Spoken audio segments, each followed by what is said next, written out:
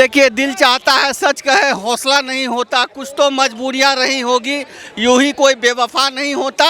सच का सामना करना चाहिए। जो देशभक्त हैं, जिनके पास कागज है, उनको डर काहे का? उनको डर किस बात की है?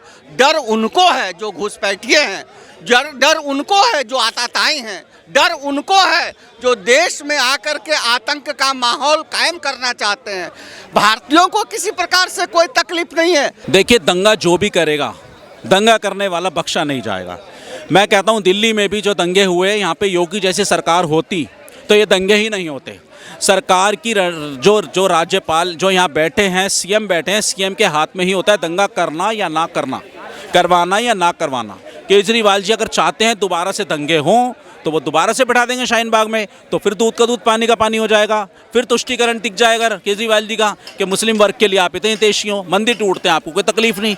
जो शाहीन बाग की घटनाएं हुई थी 2020 में, वो घटना काफ़ी घातक रही है और सरकार को बुलडोजर उसी समय चलाना चाहिए था। तो मुझे ऐसा लगता है कि शाहीन बाग हो, जहांगीरपुरी हो, भजनपुरा की घटनाएं जो है घटित हुई थी, इस प्रकार की घटनाओं की रोकथाम के लिए अविलंब रूप से प्रयास करना चाहिए और चिन्हित लोगों पर बुलडोजर की अविलंब कार्रवाई की जानी चाहिए, तभी राष्ट्र का निर्माण हो सकता है। सर, आपका बहुत बहुत स्वागत है। सर, पहला सवाल मेरा ये है कि अमित शाह ने आज बोला है कि सीए और एनआरसी एक बार फिर से दोबारा लागू होगा, तो आपको क्या लगता है, क्या सीए एनआरसी लागू होना चाहिए या नहीं होना चाहिए? देखिए, आपका प्रश्न काफ़ी सारगर्भित है और आज के संदर्भ में कोरोना कालखंड से पूर्व मैं जाता हूं तो सरकार की एक जो नीति थी जो काफ़ी हद तक सराहनीय थी। इसका नतीजा था कि कुछ तथाकथित लोग जो है शाहीन बाग में बिरयानी खा रहे थे। तो सरकार का निर्णय देर आए दुरुस्त है, लेकिन अविलंब रूप से इस निर्णय को लागू करना चाहिए, इम्प्लीमेंट करना चाहिए, क्योंकि जो है स्थितियाँ जिस प्रकार से देश में बनी हैं और जिस तरह से जो विदेशी आकर के हमारे जो है समाज में आके आतंक का साम्राज्य फैला रहे हैं, वैसी स्थिति में जब इस नियम को लागू नहीं किया जाएगा तो हो सकता है कि हमारी सुरक्षा जो है खतरे में पड़ सकती है। तो जो एक खास समुदाय है, तो उनको एक बार फिर से तकलीफ होगी अगर सीए या एनआरसी देश में लागू होगा तो? देखिए, दिल चाहता है सच कहे हौसला नहीं होता, कुछ तो मजबूरियां रही होगी, यूं ही कोई बेवफा नहीं होता। सच का सामना करना चाहिए। जो देशभक्त हैं, जिनके पास कागज है, उनको डर काहे का? उनको डर किस बात की है? डर उनको है जो घुसपैठिए हैं, डर उनको है जो आतताई हैं, डर उनको है जो देश में आकर के आतंक का माहौल कायम करना चाहते हैं। भारतीयों को किसी प्रकार से कोई तकलीफ नहीं है। तकलीफ उन तथाकथित लोगों को है जो भारत में आकर के और भारत में रह करके भारत की जो है आलोचना करते हैं और भारत की जितनी जो सारी योजनाएं हैं उसका तथाकथित रूप से लाभ लेने का प्रयास करते हैं। और सरकार को अविलंब रूप से चाहिए कि इस कानून को तुरंत जो है लागू किया जाना चाहिए। तो भारत में जो बांग्लादेशी रोहिंग्या बसे हैं, तो क्या सीए और एनआरसी लागू होने के बाद इनको देश को छोड़ना चाहिए या नहीं छोड़ना चाहिए? निश्चित रूप से छोड़ना चाहिए। उनका किस लिए है? मेरे अंगने में तुम्हारा क्या काम है?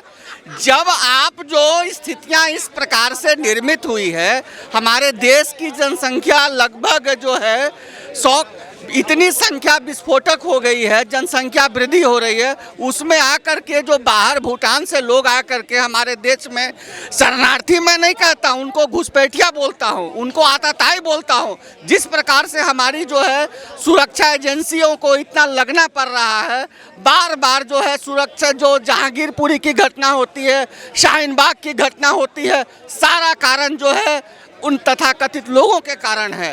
और सरकार को चाहिए कि अविलंब रूप से इस प्रकार घुसपैठियों को रोकथाम के लिए इस कानून को यथाशीघ्र लागू किया जाना चाहिए। पहले जो तस्वीरें सामने निकल के आई थी उसमें देखा गया था कि जो शाहीन बाग है उसको घेरा गया था, सड़कों पे धरना प्रदर्शन किए, विरोध के लिए उतरे थे लोग। तो अब सीए एनआरसी लागू होगा तो एक बार फिर से एक खास समुदाय जो है सड़कों पर उतरेगा, उसका विरोध प्रदर्शन करेगा। देखिए, ये वर्ष 2020 की घटना है, कोरोना कालखंड से पूर्व। मेरा नाम डॉक्टर चंदन कुमार है। मैं इस चीज़ का विरोध करने के लिए शाहीन बाग गया था। 4-5 शिक्षकों की टीम गई थी और मैं आपको इस जिम्मेदार चैनल के माध्यम से कहना चाहता हूं कि मुझे पीछे बुला करके और सिक्सर जो है माथे पर रखा गया और बोला गया कि तुम आरएसएस के जो है एजेंट हो। तो मैं आरएसएस का एजेंट नहीं हूँ, मैं भारत का एजेंट हूँ। तो जिस प्रकार से मैं देखता हूँ कि वहाँ की जो शाहीन बाग की घटनाएं हुई थी 2020 में, वो घटना काफ़ी घातक रही है और सरकार को बुलडोजर उसी समय चलाना चाहिए था।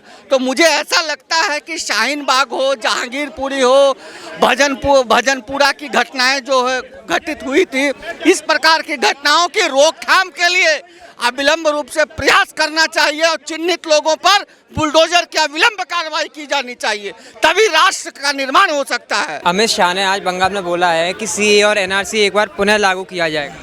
बहुत बढ़िया बोला उन्होंने, बहुत बढ़िया, बेहतरीन। पहले तो इस बात का उनका स्वागत करना चाहिए।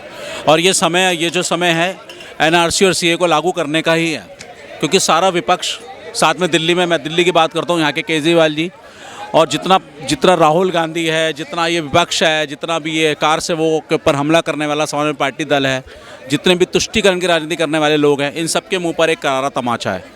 जो उस टाइम एनआरसी और सीए का विरोध करते थे, इन लोगों ने धारा 370 पे प्रश्न चिन्ह लगाए, सब चीज़ें प्रश्न चिन्ह लगाए। अब ये घुसपैठियाँ जो दिल्ली के अंदर बसे हुए हैं, जिन लोगों ने इंक्रोचमेंट कर रखी है जहांगीरपुरी जैसी जगह पे, और भी कई जगह बुलडोजर चलने वाला है, आप देख रहे हैं। अब ये उनके पक्ष में खड़े हो गए, तो ठीक है, हम नहीं हटा रहे उन्हें, हम एनआरसी लागू कर रहे हैं।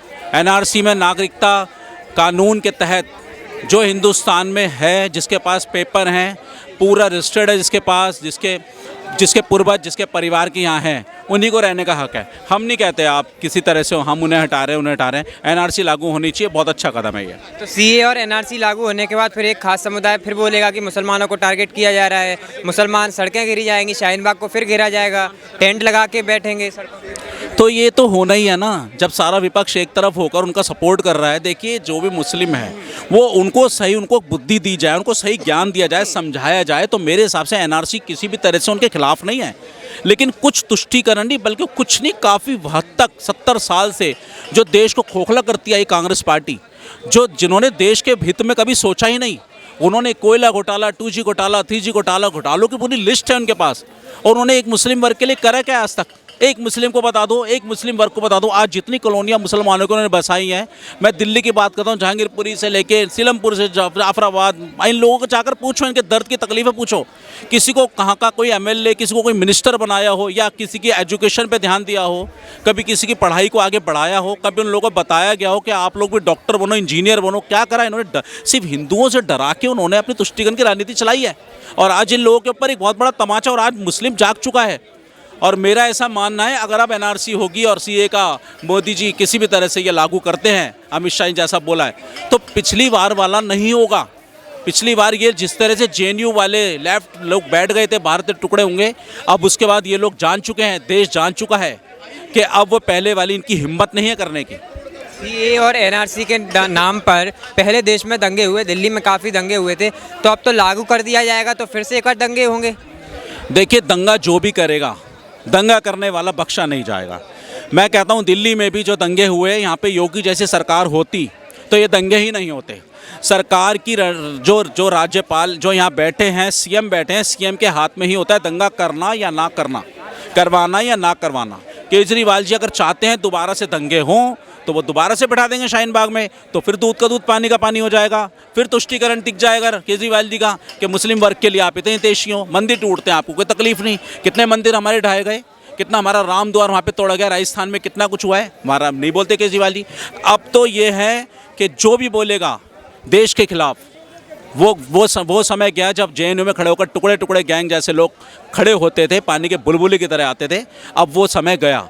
अब तो आपको देश में रहना है, तो आपको सबके हित में सोचना पड़ेगा। आप अकेले अपने वर्ग के बारे में नहीं सोच सकते कि एक वर्ग को डरा कर धमका कर आपने करा क्या है उस वर्ग के लिए। आज एक मुस्लिम के आप निचोड़ कर देखो, उसके आस्तीनों को, वो भी एक तरह से बौखलाया हुआ है, दुखी है, परेशान है।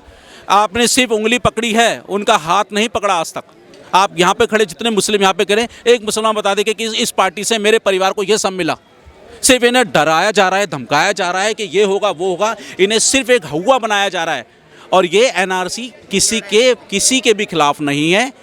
मैं भी हिंदू हूँ, मैं भी परिवार हूँ, मेरे बहुत सारे मुस्लिम दोस्त हैं जो इस चीज़ का सपोर्ट करते हैं, जो कहते हैं एनआरसी लागू होगी तो हमें पता है। लेकिन कुछ तुष्टीकरण करने वाले राजनेता उनका चेहरा, काला चेहरा जनता के सामने बिल्कुल साफ आ रहा है। डर और दहशत से भी इस बात की है। देश में जो घुसपैठिए घुसे हुए हैं, बांग्लादेशी हो चाहे रोहिंग्या हो, तो उनको जो भी कानून आता है तो उनका वो विरोध क्यों करते हैं, उनको डर क्यों लगता है? क्योंकि उन्होंने बैठा रखे हैं ऐसे, उन्होंने ऐसे लोगों को यहाँ बैठा रखा है जिनके पास पेपर नहीं है, जिनके पास कोई आइडेंटिफिकेशन नहीं है। मगर वो कुछ लोग होंगे, मैं ये नहीं कहता सभी लोग होंगे, मगर उस डर से, उस माहौल को जो उन्हें क्रिएट कर रखा है, एक उन्होंने मतलब एक तरह का वो माहौल जो क्रिएट करके आ रहे हैं 70 साल से, अब वो भी अगर एनआरसी के तहत या सीए के तहत लागू होने के बाद किसी को भी नागरिकता नहीं छीनी गई, वो लोग बसे रहे, बैठे रहे और ये बिल्कुल श्योर बैठे रहेंगे किसी के साथ गलत नहीं होगा। मगर ऐसा हो गया, जैसे राम मंदिर बन गया, विपक्ष के हाथ से एक तरह से काफ़ी हद तक वो निकल गया, एक उनका जो मुद्दा है ना वो ख़त्म हो जाएगा, इसलिए डरा रहे हैं वो। और ये बात फैक्ट है, ये एनआरसी सीए जिस दिन पढ़ लेगा मुस्लिम वर्ग, पढ़ा लिखा मुसलमान जिस पढ़ लेगा, वो इस बात को समझ लेगा, वो किसी कीमत पे ऐसे तुष्टीकरण करने वाले राजनेताओं का साथ कभी नहीं देगा। बहुत बहुत धन्यवाद सर। Thank you sir. आपसे सवाल ये है कि सीए और एनआरसी एक बार फिर से लागू होगा देश में, तो क्या देश में सीए एनआरसी लागू होना चाहिए या नहीं होना चाहिए? इस बारे में मुझे नहीं पता कुछ।